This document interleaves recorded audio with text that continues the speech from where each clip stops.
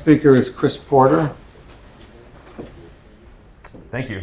Okay. Well, I'd like to thank the organizers for the opportunity to speak, and I am happy to talk today about trivial measures. So let's get going. All right, so my focus will be on computable probability measures. So when I say measure from here on out, I'm just going to mean a computable measure. I don't want to consider the general case where we have measures that are not computable. And I can thank Steve and Jason for giving talks with a lot of background so that I can assume that you all are well informed about these matters. So from Steve's talk, in fact, we can extract a definition of Martin-Loaf randomness for any computable measure. We just have the standard definition of Martin-Loaf randomness, where we have a uniformly computable sequence of effectively open classes whose measure is shrinking, and the measure is shrinking according to whatever computable measure mu, say, that we're working with. So I really just care today about trivial measures, and so I'll define them in terms of atomic measures. So a measure mu is atomic. I'm going to break my rule. This holds for any measure, but for the computable ones as well. A measure is atomic if there's some sequence that the measure assigns positive probability to. A measure is trivial if it's atomic, but all the measure gets sent to atoms. So this very suggestive notation here means these are the atoms of the measure. Okay, so those are the measures that I want to care about. Just those that computable measures that concentrate all the measure on just atoms. So it's really easy to come up with examples. So take a sequence of all zeros and put all the measure on that.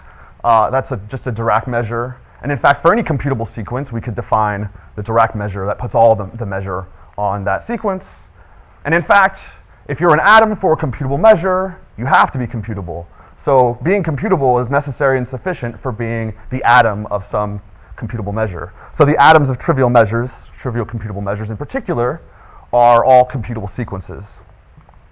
So if this is all one could say about trivial measures, we can go home, right? There's nothing else to do. We'd say, well, once you've assigned all the measure to the atoms, well, that's it. Not a very interesting notion. This would be like these other kind of trivial objects that you see in mathematics, say like the trivial subgroup of a group, or the trivial automorphism of a structure, or maybe a little more interesting perhaps, the trivial solution of this differential equation, y prime equals y. Well, that's just y equals 0. If you told your colleagues that you were going to do research on any of these topics, they might start staying away from you in like the faculty lounge or something. Pardon? That's not on here, right? So my point is that the trivial measures are more like k-trivials than trivial objects in this sense. But is it equivalent to being trivial to be concentrated on a computable sequences of computable points with computable weights or not? No, you can't. It's not going to be. You're not going to get computable. You're not going to get uniformly computable sequences, as we'll see. Okay. Okay. So my aim then is to convince you that trivial measures are more interesting than these other trivial objects that I've put up on the previous slide, and I'll give three non-trivialities associated with trivial measures. So I take it then after seeing all this structure, you'll say, yes, these are more like the triviality of, k-trivials have a lot of structure. Trivial measures also have some structure. All right, so I'm going to really draw upon three facts over and over and over again.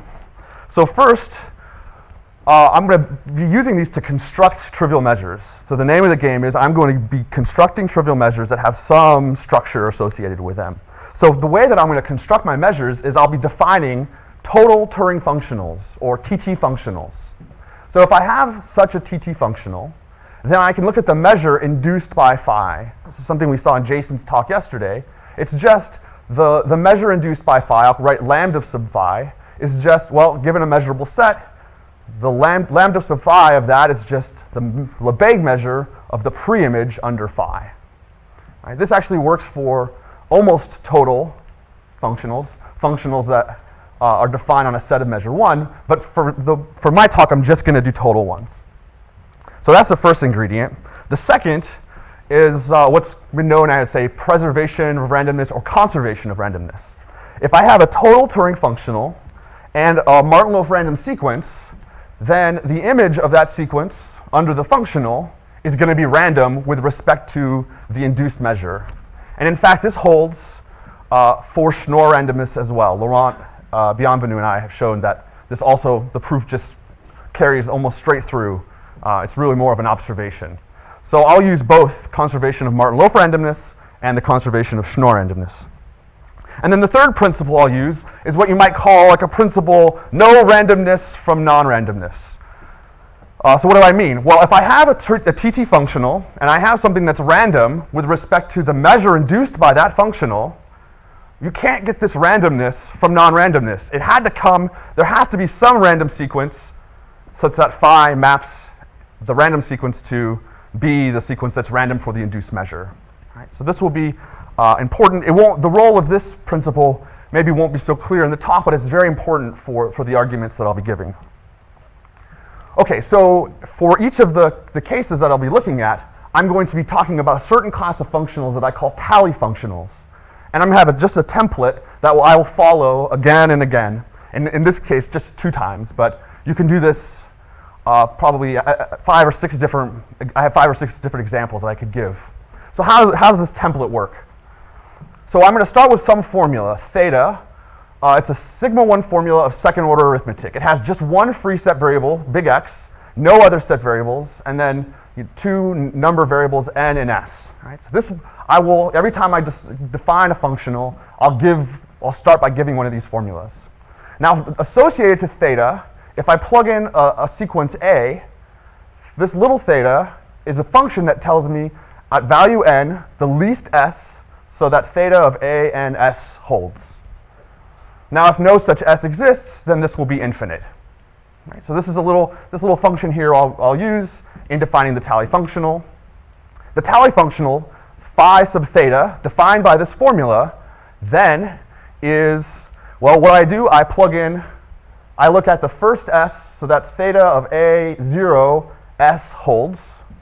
And if there's no such s, then I'll just output 1s forever. But as soon as I see the first s for which it holds, I will output a 0, and then I'll look at the first s for which theta A of 1 holds, or 1, theta A, 1, s holds. And if this is infinite, then I'll output 1s forever, but if not, I'll continue, and so on. Right? So this is the tally functional. It's tallying the amount of time, roughly, you can think of this as a time coordinate, the amount of time it needed to show that theta holds of A n at time s. And in fact, in the cases that I'll be talking about, this is a TT functional. And so it will induce a computable measure, and it will turn out to be a trivial measure. Okay, so the choice of this formula theta is kind of a game. Once I choose cleverly or whatever, I choose this formula, I just run this template through and argue that it gives me what I want. Okay, so here's the first non-triviality. Turns out that if you specify the trivial measure isn't just about the atoms. You can have a trivial measure so that the randoms for that measure are all atoms except for one sequence that's not computable. So we can hide some computational content, some random sequence among the atoms. These are all computable here. This one's not. Okay, so there's a number of ways to construct one of these. I'm going to do so with a delta 2 Martin-Loaf random sequence. So take a Martin-Loaf random sequence that's delta 2, right? So it has this nice delta 2 approximation of finite sets. Each core, for the if there's this nice, by the limit lemma, there's a limit that the nth value of all of these sets eventually, after finitely many changes, will converge to the correct value of A. So I'm going to use this approximation. Right? This is a uniformly computable collection of finite sets. I'm going to use this for my formula theta. So theta of x and s, this will hold if and only if the first n bits of x agrees with the first n bits of the s finite set. Okay, so let me show you the tally functional. This will, it's easier to visualize this way. So suppose I've picked A and I have some approximation. So here's the delta 2 approximation of A. And you can watch that eventually, I'll write the whole thing out. Okay, I don't want to go slow. It's not informative to look at this. So for instance, you have this 1 is switched to a 0, and then at some point, it's stabilized at 1s forever, and so on. So each of these values will eventually stabilize. So this is my function will be watching this finite set. Now suppose I have some input, maybe that's my input. It begins with these 5 bits. And then my functional phi, what it's going to do is it will first check the first bit of the input and the first bit of the first finite set. And if there's a disagreement, then I'll output a 1. And then, more disagreement. There's finally agreement, so that becomes purple, they match up. And so I'll put a 0. Now I look at the first 2 bits, and I'll output 1s until I get agreement. Then I'll output a 0. 3 bits. So I made it so that it's not just the same each time, and so on. So if I actually get agreement for each initial segment, then this thing will continue to run. But if at some point there's no more agreement, it's going to run 1s forever, and so on. So that's how the tally functional works. So these blocks tell me how many approximations do I have to go through to determine agreement on the first bit, agreement on the first 2, agreement on the first 3, and so on. So really, if you've seen the construction, the proof that every non-computable delta 2 real is hyperimmune, this really encodes the escape function for that construction. Okay, so that's the functional. Now what's the upshot here? And I'll try to give you, there are really 3 cases that could possibly happen.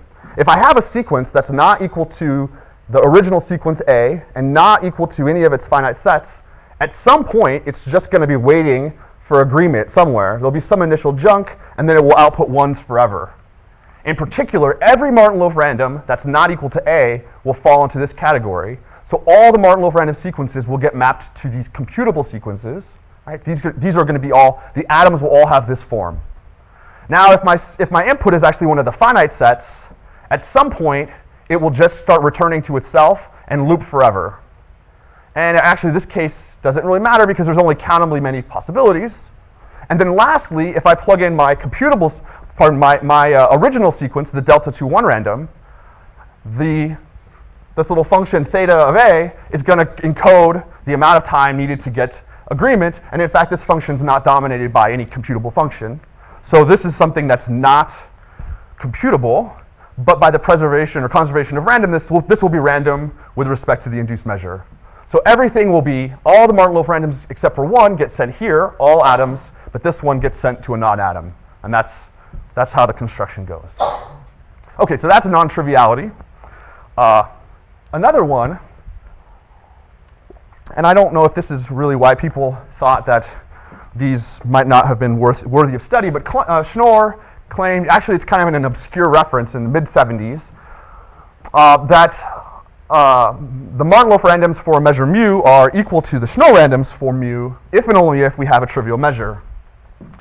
And that is actually false. So it turns out that we can construct a trivial computable measure so that all the Martin-Loaf randoms for that measure are atoms, but the Schnorr randoms, there are some Schnorr randoms that are not. Okay, so again, I'm going to have to specify some formula that will serve as the template for the tally functional construction. And these are kind of cute. They're easy to I can put these in a greeting card or something. All right, so let's do another one of these. Here, what I'm going to do is I'm going to take the universal Martin-Loaf test. I'm going to use this because I'm really interested in watching the behavior of Schnorr randoms that aren't Martin-Loaf random. These are going to be captured in the universal Martin-Loaf test. So I want my tally functional to kind of record how long it takes for these things to get captured. So my formula will be theta of x and s is going to hold if and only if there's some k, so that the first k bits of x are, this is a subset of u, the nth member of the test at stage s. So in particular, you can just think of watching these being enumerated as collections of strings, and as soon as you see some initial segment of x drop in to the nth member, that's going to be that stage is the one that we're looking for. So let's just consider the case that I have a Schnorr random sequence that's not Martin-Loaf random.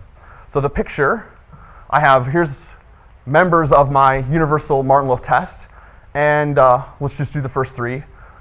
So x is Schnorr random, but not Martin-Loaf random. So we're expecting at some point, this is x, it's going to be covered by some basic open in the universal Martin-Loaf test. So now I'm going to just start enumerating basic opens and outputting 1s until, there it is, it's been covered. So then I'll block it off. That's the amount of time that it took for this to be covered by some basic open in the enumeration. And now we just go to the second and play the same game. Presumably, as this test is shrinking, these are going to get smaller. And there we go. The third one, the same thing happens. Okay, so there it is. So now I've done the same exact thing. I've got this functional, which gives me, in a sense, the amount of time needed to witness that our Schnorr random is caught in the universal Martin-Loaf test. Okay, so now think about this. If I have something that's Martin-Loaf random, it's at some use of I, it's not going to be covered by, it's going to avoid one of the use of i's. So eventually we'll get to the point where we'll be waiting to see some basic open cover its initial segment, but it will never happen, and so the procedure will stall out and we'll output ones forever. So all the Martin-Loaf randoms will get mapped to sequences of this form. Again, that means that the Martin-Loaf randoms with respect to the induced measure will be all atoms. But the Schnorr randoms that are not Martin-Loaf random, these get mapped to a sequence of this form, and now by a result of Nice, Stefan, and Tervine, the lengths of these blocks grows incredibly quickly. Right? The lengths dominate all computable functions. So certainly this is not a computable function, so these will not be atoms for the induced measure. However, by the preservation of Schnorr randomness, these will all get mapped. These are all going to be Schnorr random for the induced measure. So I've now got a measure so that the Martin-Loaf randoms are all atoms, but the Schnorr randoms that are not Martin-Loaf random are all non-atoms. Right, so this is peculiar behavior. Okay, so now the third non-triviality I want to show for you is that, let me just say quickly, along these similar lines, you can separate other notions of randomness. So you can separate, so far I've been able to separate true randomness and Martin-Loaf randomness, or weak to randomness and Martin-Loaf randomness, by again choosing, for the weak to randoms, it's just a matter of choosing the right theta for the template, for separating the two randoms from the weak Martin-Loaf randoms. And by this I mean that there'll be a measure so that there will be Martin-Loaf randoms that are not weak to random and not atoms. In fact, every non-atom random is Martin-Loaf random and not weak to random, and all the weak to randoms will be atoms. Right? So it's the similar kind of trick here. Okay, so I'll leave that aside. We can talk about that more if you'd like later.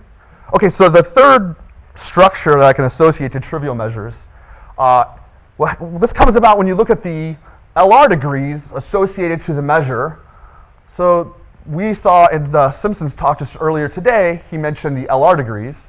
And so this is a generalization of an LR reducibility. So we say that A is LR mu reducible to B if every Martin-Loaf random with respect to mu relative to B is Martin-Loaf random with respect to mu relative to A. Right? So B does a better job at de-randomizing mu Martin-Loaf randoms than A does. And then, just in the standard way, we can define LR sub mu equivalence and look at the LR mu degrees of a sequence. These are all the things that are equivalent. And then I'll write scripty D sub LR mu. This is the collection of LR mu degrees. All right, so what can I do with these? Well, let's consider some examples.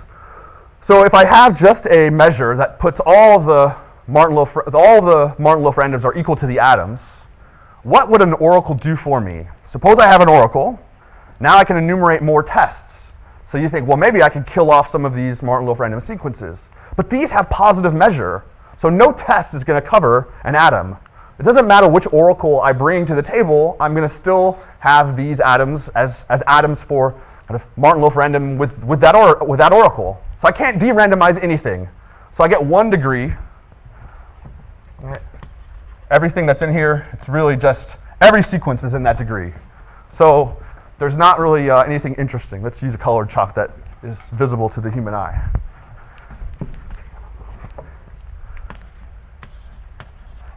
All right, so that's not really interesting. But let's go back to the example I gave for non-triviality number 1, where I have one sequence that's not computable and everything else is atoms. So now suppose I look at this notion of randomness relative to an oracle. What could possibly happen? Well, if my oracle fails to de-randomize A, it will fail to de-randomize the image of A under the tally functional. I'm using this fact. This is really a relative version of a result of 11 and counts.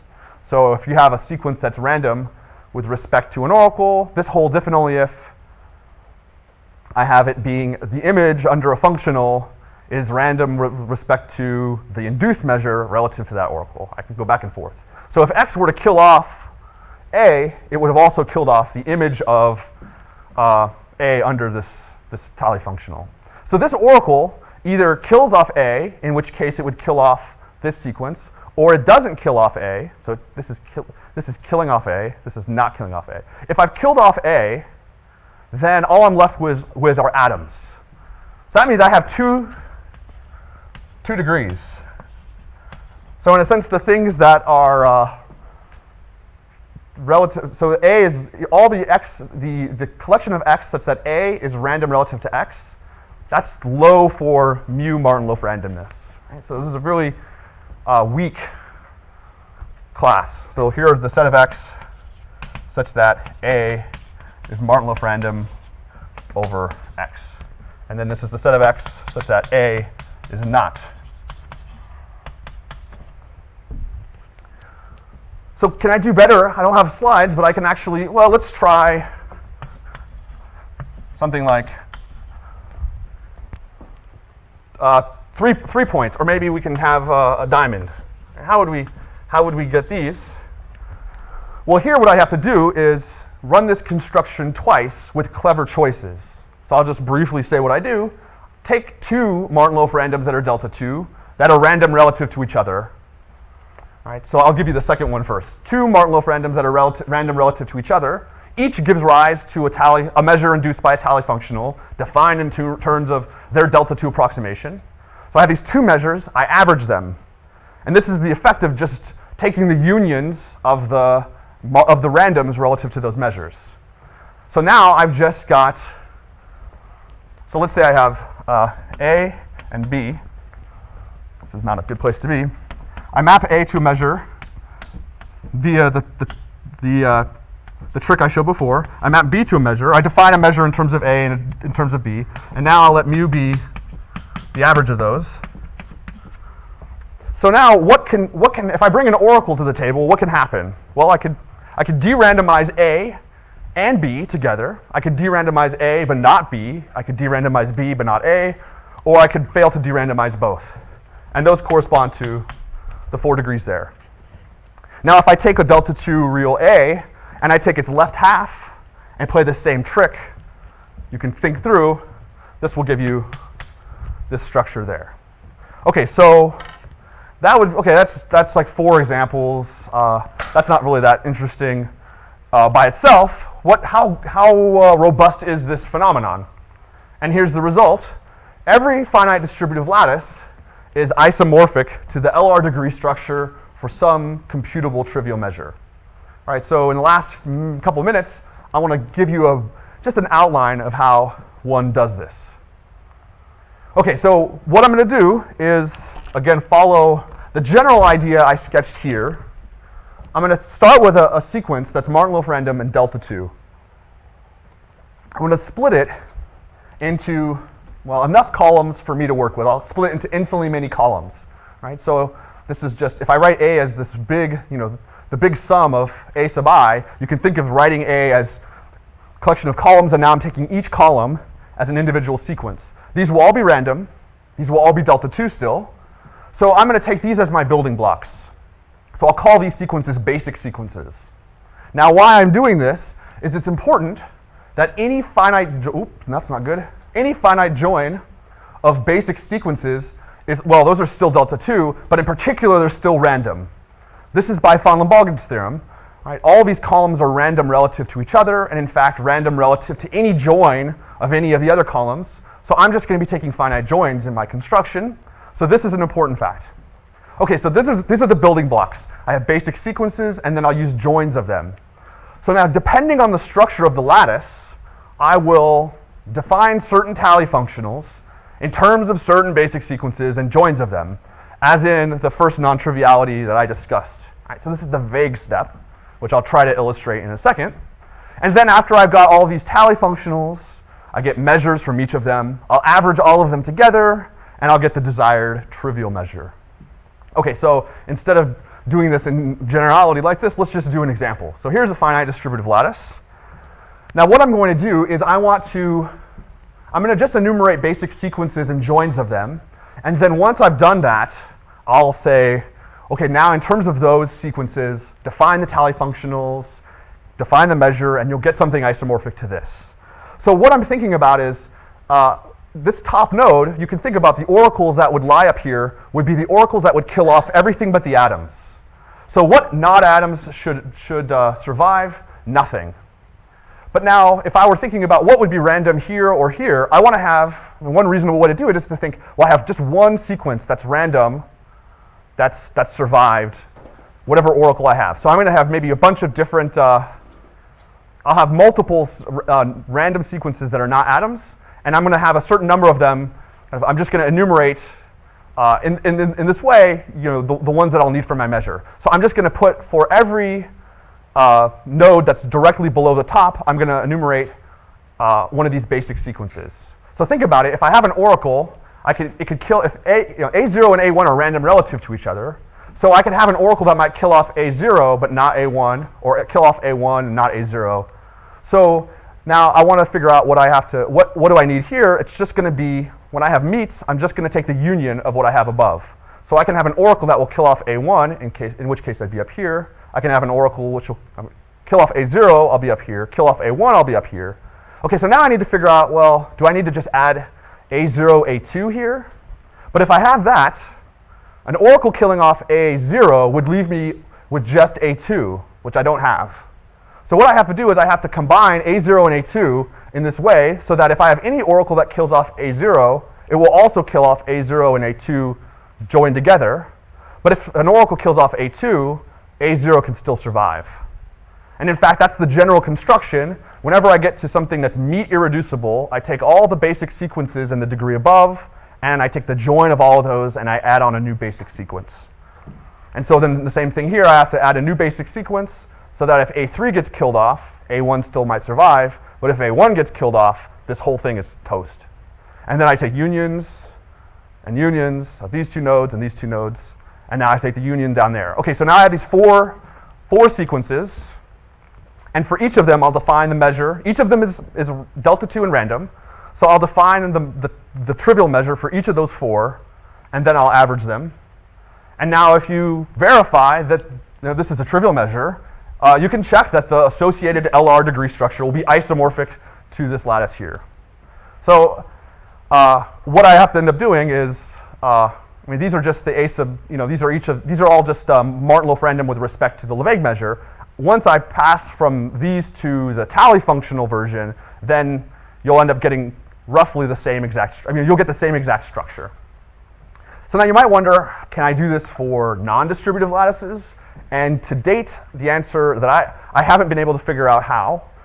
Very basic non-distributive lattices, this trick won't work. Another question you might ask is, what about infinite computable distributive lattices? And I have just been working with linear orders, and I can get, for instance, infinite decreasing sequences or infinite increasing sequences, or things that are isomorphic to the integers with two endpoints, or even something like a dense linear order with endpoints. So we can construct trivial measures that have rather complicated LR degree structures. So I take it then that hopefully I've vindicated my claim. These really aren't very trivial after all. Okay, thank you.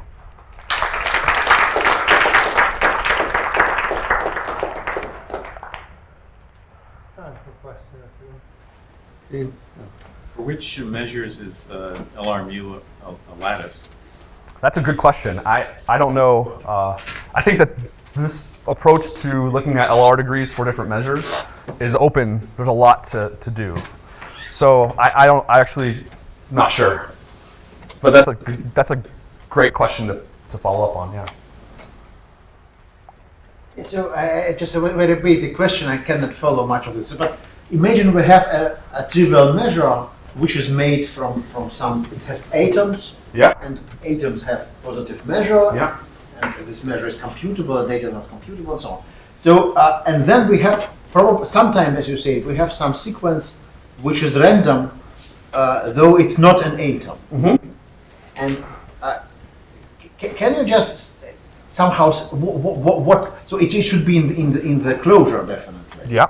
But can you explain what is needed for it to be an atom in some other? What makes it an atom? Yeah, no, this is so. Random, sorry. Yeah, no, this is one of the questions that this is really related to a question that I'm trying to figure out, which is which functionals can induce these measures to begin with, and which reals can be the non-atom randoms for trivial measures.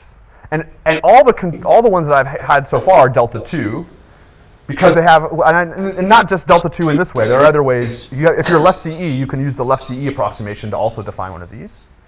But it seems that your functional, these random sequences that aren't atoms need to have a nice way of kind of approximating them with finite information.